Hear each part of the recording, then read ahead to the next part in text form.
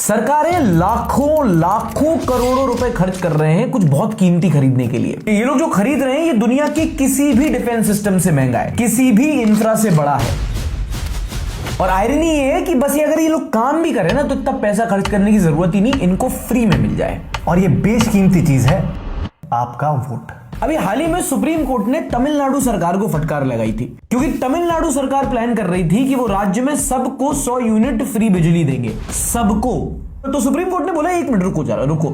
आजकल ये बड़ा होने लगा है कि सरकारों को हर चीज फ्री देनी है, फ्री बिजली देनी है, फ्री खाना देना है, फ्री ट्रांसपोर्ट देना है। अभी तमिलनाडु सरकार आपने ही फ्री बस सर्विस के लिए 3600 करोड़ रुपए खर्च किए थे।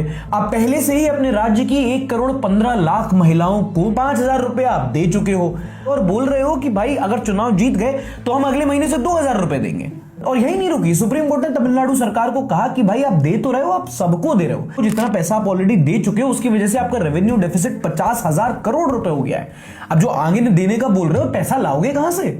बट एक सेकंड, अब आप पूछोगे भाई ये फ्री भी बहुत सुना है। तरुण भाई पहले इनको बता दो फ्री भी होता क्या है। तो सरकार जब फ्री में जनता को कुछ देती है तो उसे फ्री भी कहते हैं। तो यानी अगर जनता को फायदा पहुंचाने को अगर फ्री भी बोलेंगे तो फिर ऐसे तो हर चीज फ्री भी हो गई। ये तो सरकार का काम है ना फायदा पहुंचाना। हाँ, क्योंकि हमारा देश एक गरीब देश है। इट्स अ सोशल स्टेट जिसमें सोशल स्कीम्स जरूरी होती है। इसको हिंदी में कहते हैं भत्ता। कई सारे लोगों को ट्रैवल करने का, खाने का अगर ये भत्ता ना दिया जाए तो उनका घर ना चले। इसका बहुत अच्छा एग्जाम्पल है प्रधानमंत्री अंत्योदय योजना, जिसमें कहते हैं कि 80 करोड़ लोगों को फ्री राशन देते हैं। अब आपको अगर कोई फ्री में खाना न दे तो आप बगल वाले किराने की दुकान से एक आशीर्वाद आटे का पैकेट खरीद लाओगे। पर उन 80 करोड़ में से कितनी करोड़ों फैमिलीज होंगी जिन्हें अगर महीने का सरकार 5 किलो चावल 5 किलो आटा ना दे तो उनका घर ना चले, वो भूखे मर जाए। ये हमने बिहार में देखा था। आपको ये विकलांग भत्ता नहीं मिलता है सरकार से? हाँ, विकलांग भत्ता वही पेंशन मिलता है। कितना? 1100 रुपया। 1100 रुपया बस उसमें हो जाता है? नून तेल चलता है, चावल तावल मांग करके ले आते हैं, कुछ उधारी पुधारी चलता है। ऐसी कितनी फैमिलीज हैं जो दिन भर काम करती हैं तो 100 रुपए कमा पाती हैं। ऐसे लोगों को अगर महीने का 1500 रुपए मिल जाए तो उनकी आर्थिक स्थिति बहुत सुधर जाती है। और दूसरी इंपॉर्टेंट बात है, क्या सरकार के पास ये फ्री भी देने के पैसे है भी या नहीं, और अगर है तो आ कहां से रहे हैं, उसके लिए आखिर सैक्रिफाइस क्या किया जा रहा है। और यहीं पर हमारे वीडियो का एक बहुत इंपॉर्टेंट टर्म सामने आता है, रेवेन्यू डेफिसिट। उसको भी बिल्कुल सिंपल भाषा में एक बार समझ लेते हैं। सबसे पहले रेवेन्यू, तो सरकार जो जनता से टैक्स कलेक्ट करती है, अलग अलग टाइप के फीस कलेक्ट करती है, वो सरकार का रेवेन्यू हो गया। और दूसरी तरफ सरकार के बहुत सारे खर्चे भी है, जैसे सरकार अपने सरकारी एम्प्लॉइज को सैलरी वगैरह देती है, और भी उसके बहुत सारे रोजमर्रा के खर्चे होते हैं, तो वो उसका रेवेन्यू एक्सपेंडिचर हो गया। अब ये फ्रीबी वाला जो पैसा है ये भी रेवेन्यू एक्सपेंडिचर में ही काउंट होता है। तो सिंपल तरीके से अगर हम समझे, सरकार का अगर रेवेन्यू उसके एक्सपेंडिचर से ज्यादा है तो सरकार हमेशा रेवेन्यू सरप्लस में रहेगी, यानी फायदे में रहेगी, जो कि अच्छी चीज है। लेकिन सरकार अगर जरूरत से ज्यादा खर्च करे तो वो रेवेन्यू डेफिसिट में चली जाएगी, यानी सरकार का खर्चा उसके आमदनी से ज्यादा हो रहा है। अब सपोज करो आप ही हो, आप अगर ज्यादा खर्चा कर दो और आपके पास उतनी आमदनी नहीं है तो आप क्या करोगे? लोन लोगे। तो वही काम सरकार भी करती है।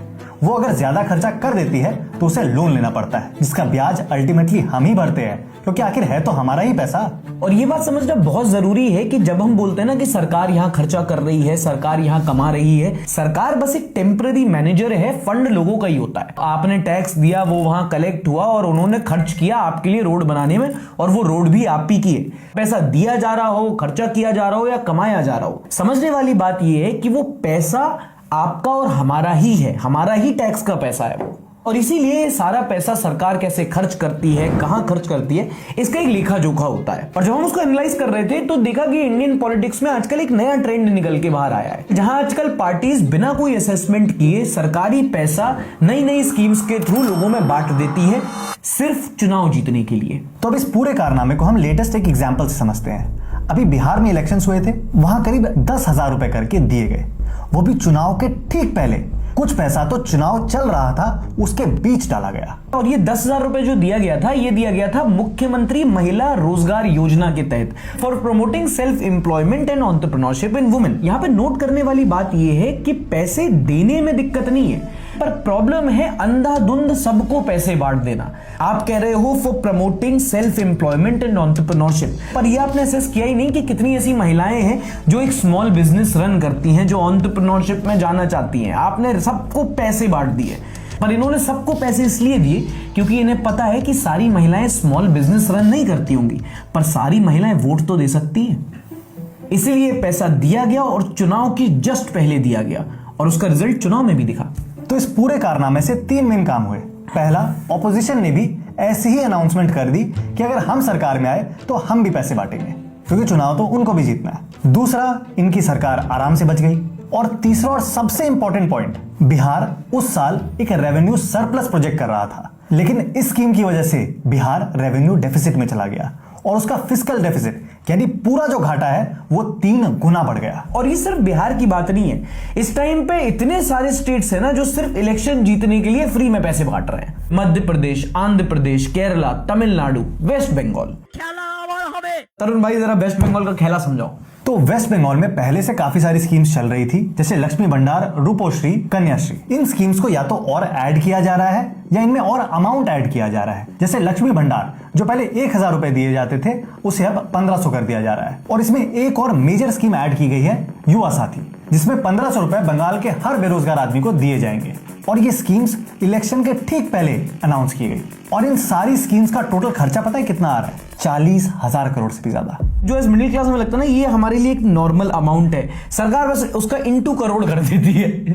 मतलब हमारे लिए ये फैदम करना भी पॉसिबल नहीं है कि अमाउंट है कितना। हाँ। हम इमेजिन भी नहीं कर पा रहे कि अमाउंट होता कितना है। हाँ। अगर हम लिख के दिखाए तो पीछे कितने जीरो लग जाएंगे हम सोच भी नहीं सकते। हम नहीं बकला कर पाएंगे कि 3 4 0 फिर 0 0 0। हम छोड़ो संबित पात्रा नहीं बता पाए। जीरो होते बताना, बताओ ना, बताता नहीं, बताओ ना आज दर्शकों। तो मतलब जितना इन स्कीम्स का खर्चा है उतना ही रेवेन्यू डेफिसिट है। Absolutely close to that. And ये कोरिलेशन आपको मैक्सिमम स्टेट्स में देखने को मिलेगा। मैक्सिमम स्टेट्स रिमाइंड्स मी, ऐसा नहीं है कि सिर्फ बिहार, बंगाल या चंद स्टेट्स या चंद पार्टी कर रही है। ऑलमोस्ट हर पार्टी अपने अपने स्टेट्स में ये कर रही है। बंगाल में तृणमूल कांग्रेस है, महाराष्ट्र में शिवसेना है, बिहार में जेडीयू आरजेडी है, दिल्ली में बीजेपी, तमिलनाडु में डीएमके और कर्नाटका में कांग्रेस। हर पार्टी अपने अपने स्टेट्स में इलेक्शन जीतने के लिए फ्रीबी देने लगी है और अपनी अपनी पॉलिटिक्स खेल रहे हैं। एक पार्टी करती है तो उसको दूसरी पार्टी क्रिटिसाइज करती है, पर अपने स्टेट में सेम प्लेबुक इस्तेमाल करती है। वैसे बोलेंगे गलत चल रहा है, जैसे चुनाव आएगा तो बोलेंगे अच्छा ये 1000 दे रहे हैं, हम 1500 देंगे। অন্য কোনো স্কিমে যদি তারা টাকা না পায় তাহলে তারা 1500 টাকা করে 3000 টাকা করে আপনাদেরকে ঢুকাবো। और ये इलेक्शन जीतने की ना एक प्लेबुक सी बन गई है। अगर आपको चुनाव जीतने हैं तो एक नई स्कीम लाओ और पैसा बांटो। अगर ऑलरेडी कोई स्कीम चल रही है तो उसमें पैसा बढ़ा दो, और अगर ये दोनों हो रहा है तो एक और स्कीम ले आओ जिसमें आप महिलाओं को पैसा दो। तरुण भाई इसको मध्य प्रदेश के एग्जाम्पल से समझाओ। तो मध्य प्रदेश में शिवराज सिंह चौहान जब सीएम थे तब उन्होंने एक बहुत आइकॉनिक स्कीम लॉन्च की, नाम था लाडली बहन योजना। तो इस स्कीम की शुरुआत 1000 रुपए देकर की गई कि हम मध्य प्रदेश की महिलाओं को 1000 रुपए देंगे, धीरे धीरे बढ़ाते बढ़ाते 3000 तक ले जाएंगे। मध्य प्रदेश का तो फिर भी कम है। दिल्ली में अभी रेखा गुप्ता लेके आई है लखपति बिटिया योजना। अभी 50,000 रुपए दे रहे हैं, बोल रहे हैं आगे जाके हम 1 लाख रुपए देंगे। आप सोच रहे हो 1 लाख रुपए एक अकाउंट में देंगे पूरे स्टेट में महिलाओं को। मेरा मानना है कि ये ट्राई कर रहे हैं एक कमिटमेंट में बांधने का, कि मैं आपको अगर थोड़े थोड़े पैसे अगर देता जा रहा हूं तो आप मेरे लिए कमिटेड हो गए हो। हाँ, कि मैं अगर चला गया तो ये पैसे आपको देगा कौन? तो जो गरीब जनता है वो तो इनको माई बाप मान लेगी। लखपति बिटिया योजना, लाडली बहन, लक्ष्मी भंडार, महिला रोजगार योजना, सारी सरकारें महिलाओं को टारगेट करके अपनी स्कीम्स बना रही हैं। ये है state of state finances report. सारे राज्य सरकारों का बजट का लेखा जोखा होता है, पीआरएस लेजिस्लेटिव निकालती है। इसके 7वें पेज पे आप ये वाला ग्राफ देखो, कैसे number of states unconditional cash transfers for women have increase across states. 2020-21 के टाइम पे 1 या 2 स्टेट्स थे जो महिलाओं को स्कीम्स के थ्रू पैसे दे रहे थे, पर ओवरऑल सबको पता चलता गया कि ये इलेक्शन जीतने का एकदम श्योर शॉर्ट फॉर्मूला है। तो इस साल आते आते 12-13 स्टेट्स हैं जो धीरे धीरे करके स्कीम्स बढ़ाते गए और उन स्कीम्स का खर्चा भी बढ़ाते गए। अब आप पूछोगे ऐसा क्यों, जानबूझ के औरतों को पैसा क्यों दे रहे हैं? तो ये बोलेंगे भैया इकोनॉमिक डिसीजन है। बहुत सारे रिसर्चर्स ने हमें बताया है कि अगर आप घर की महिलाओं को इकोनॉमिकली फाइनेंशियली स्ट्रांग बनाओगे तो पूरी सोसाइटी इकोनॉमिकली स्ट्रांग होगी, है ना। बट ये गलत नहीं है। हाँ, लेकिन इसमें एक प्रॉब्लम ये है कि इसे एक वोट बैंक की तरह ट्रीट किया जा रहा है। पहले जैसे जात धर्म इस बारे में लोग वोट बैंक बनाते थे, लेकिन ये कट अक्रॉस करती है सारे स्टेटा को। ये देखती नहीं है महिला अगर है तो महिला सारी जातियों में है, सारी धर्मों में है, तो 50% ऑफ द पॉपुलेशन को आप डायरेक्टली टारगेट कर पा रहे हो। तो इतना ब्रॉड स्पेक्ट्रम आपको बहुत कम डेटा में मिल सकता है। ये बात बिल्कुल सही है कि महिलाओं को पैसा देने से उनकी फाइनेंशियल कंडीशन इंप्रूव होगी, पर जो ये लोग नहीं बताएंगे कि उससे इनकी वोटिंग कंडीशन भी इंप्रूव होगी। क्योंकि देखो, चुनाव जीतना है तो गठजोड़ बनाया जाता है, आपने सुना है। उसका एक गठजोड़ क्या होता है कि भैया वो 80-20 कर लो, 80% हिंदू है, 20% मुस्लिम है, या फिर आप कास्ट वाला कर लो कि अरे यादव, जाट, ओबीसी, पंडित, बनिया, ये वाला गठजोड़ बढ़ा लो, या आप ये कास्ट रिलीजन वाला छोड़ो और जेंडर के बेसिस पे खेलो। 50-50 औरतों को जो फाइनेंशियल इंडिपेंडेंस देता है वो उनको वोट देती है। तो अगर आपने औरतों को पैसे देके 50% वोट कैप्चर कर लिए और बाद में मर्दों से आपको 10 या 15% भी मिल गए, तो आप चुनाव जीत गए। प्रॉब्लमैटिक स्कीम्स नहीं है, प्रॉब्लमैटिक है कि जैसे उनको इलेक्शन जीतने के लिए वेपनाइज किया जा रहा है, इलेक्शंस के जस्ट पहले उनको लॉन्च किया जा रहा है। और आप सार्थक भाई और एक चीज नोटिस करोगे, इन स्कीम्स को लॉन्च कर दिया जाता है इलेक्शन के पहले, और इनके बग्स, इनमें जो भी प्रॉब्लम्स है वो बाद में सॉल्व किए जाते हैं। हाँ, पहले पैसे बांट देंगे, 100 लोग हैं, 100 में पैसे बांट देंगे, लेकिन उसमें से 20 इनएलिजिबल थे, उनको पैसे देने नहीं थे इनको। तो इलेक्शन के रिजल्ट जब आ जाएंगे तब वो 20 को खोजने निकलेंगे कि भाई 20 आपको गलत चले गए थे पैसे, आप वो वापस कर दो। जैसे महाराष्ट्र का एग्जाम्पल लो, जब ये स्कीम लॉन्च की गई तब करीब 2.5 करोड़ महिलाओं को इस स्कीम का लाभ तुरंत दे दिया गया, लेकिन इसके सिर्फ 17 महीनों के अंदर लगभग 86 लाख महिलाओं को इस स्कीम से हटा दिया गया। बिहार में तो कितने सारे मर्दों को पैसे दे दिए गए।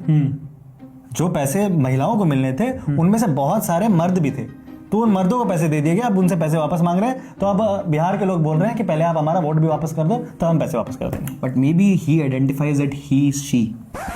तो लेकिन लाडकी बहन योजना इन लोगों को लानी क्यों पड़ी थी? क्योंकि 24 में सीट्स चली गई थी ना इनको।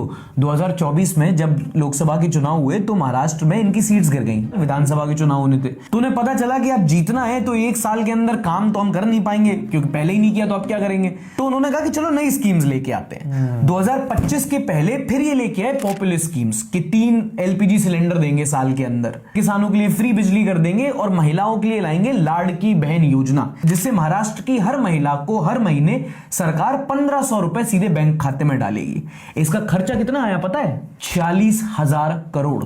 इन पॉपुलर स्कीम्स का इतना खर्चा था, और इतना ही अमाउंट महाराष्ट्र का रेवेन्यू डेफिसिट भी है। कोरिलेशन वाली थ्योरी काम कर रही है। हमने जो वेस्ट बंगाल में एस्टैब्लिश किया था वही काम यहाँ पे भी हो। जो पैसा ये खर्च कर रहे हैं उतना ही पैसा।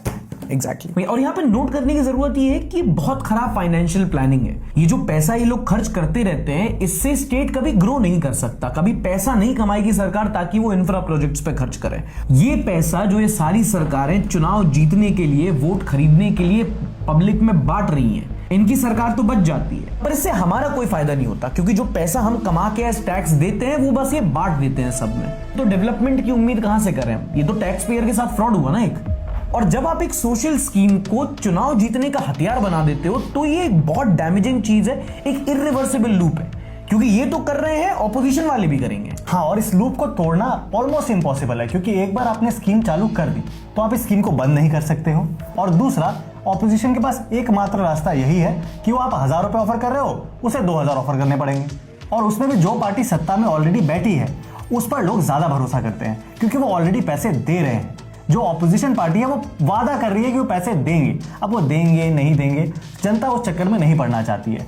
इसीलिए सरकारों को हटाना आने वाले समय में बहुत मुश्किल होने वाला है। तो ये खेल चल रहा है हमारे साथ, सोशल स्कीम्स के नाम पे, भत्ते के नाम पे, बस सरकारी पैसा लुटाया जा रहा है, उड़ाया जा रहा है, बर्बाद किया जा रहा है। ये जो सारे नंबर्स हमने आपको बताए, जो PRS का डेटा आपको बताए, ये सब के लिंक्स आपको डिस्क्रिप्शन में मिल जाएंगे, तो जाके खुद भी क्रॉस वेरीफाई कर सकते हो। वीडियो पसंद आई हो तो प्लीज एक बार लाइक जरूर करना, और अगर वीडियो नहीं पसंद आई हो तो तरुण भाई के चैनल को अनसब्सक्राइब कर सकते नहीं मुझे और अनसब्सक्राइब तो तब करोगे ना जब तुम्हें उनके चैनल को सब्सक्राइब करोगे। तो प्लीज एक बार गो टू तरुण भाई channel and do subscribe to his content. And thanks for watching. और ऐसे और वीडियोस के लिए सार्थक भाई के चैनल को सब्सक्राइब कर लेना और देखते रहना, क्योंकि क्या कुछ नहीं लिखा हमने, क्योंकि मैं यहाँ पे, क्योंकि हम ऐसा कंटेंट और हम डालते रहेंगे और ऐसी आप ही डालो, मेरे को नहीं डालना। केस आते हैं भाई, ये सब नहीं करना मुझे।